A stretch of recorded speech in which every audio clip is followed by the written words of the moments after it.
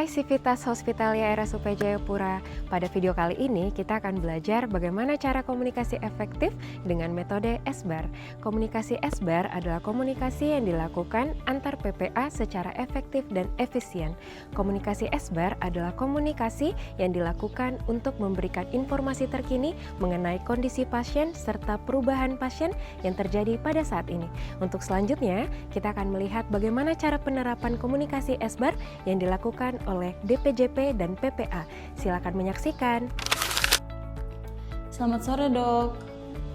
Halo, selamat sore. Dengan Dr. Puspita, ada yang bisa saya bantu? Maaf mengganggu waktu istirahat, Dok. Saya Gloria, perawat jaga malam di ruang VVIP RSUP Jayapura. Saya ingin melaporkan kondisi salah satu pasien, Bapak Ahmad, usia 68 tahun yang mengalami penurunan kesadaran secara mendadak. Baik, siapa nama lengkap dan nomor medisnya? Namanya Bapak Ahmad Sudirman, nomor rekam medisnya 012345, Dok. Beliau dirawat sejak 2 hari lalu karena stroke iskemik sisi kanan. Oh iya, saya ingat. Yang dengan hemiparesis kiri ya?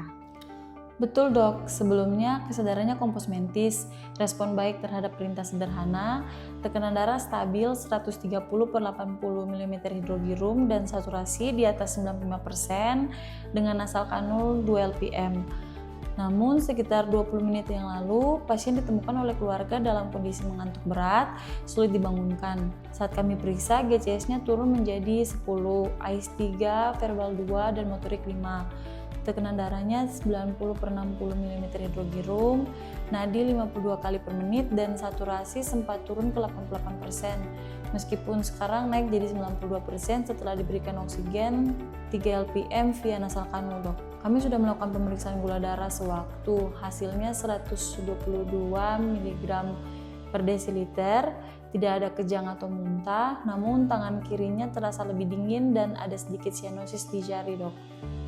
Apakah ada tanda-tanda infeksi kayak demam atau peningkatan frekuensi nafas? Tidak, Dok. Suhunya 36,5 derajat Celcius. Frekuensi napas 22 kali per menit.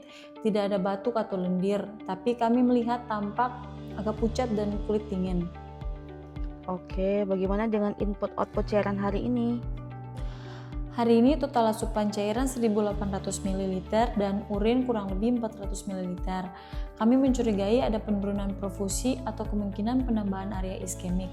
Kami juga belum sempat kontrol elektrolit karena lab sudah tutup, Dok. Baik, tindakan awal apa yang sudah dilakukan? Kami segera meninggikan kepala tempat tidur 30 derajat, pasang oksigen 3 lpm, cek GDS, dan monitor tanda vital setiap 15 menit. Tapi tekanan darah masih tetap rendah. Saat ini pasien belum diinfus karena akses vena sempat lepas sore tadi, Dok. Jadi kami belum bisa resusitasi cairan. Oke, saya sarankan segera pasang IV line baru dan mulai cairan linjer latat 500 cc dengan drip cepat. Lalu lanjutkan dengan infus maintenance. Pastikan monitor jantung terpasang dan kirimkan EKG segera kalau memungkinkan. Nanti saya akan ke ruangan dalam 15 menit. Bila dalam 10 menit kondisinya memburuk, segera panggil code blue. Baik, izin konfirmasi kembali, Dok. Segera pasang IV line baru ke pasien dan mulai cairan dengan laktan 500 cc dengan drip cepat. Kemudian dilanjutkan dengan infus maintenance. Lalu kami harus pastikan monitor jantung terpasang dan mengirimkan EKG segera.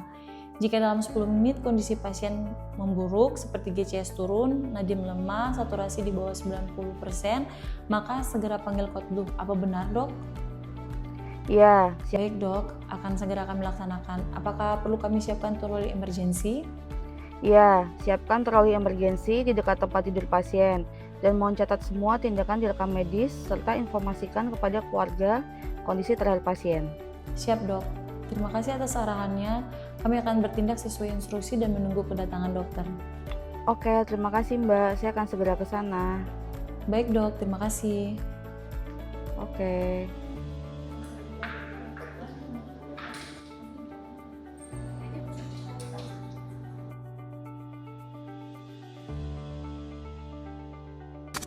Demikian video simulasi komunikasi SBAR yang telah dilakukan oleh DPJP dan PPA.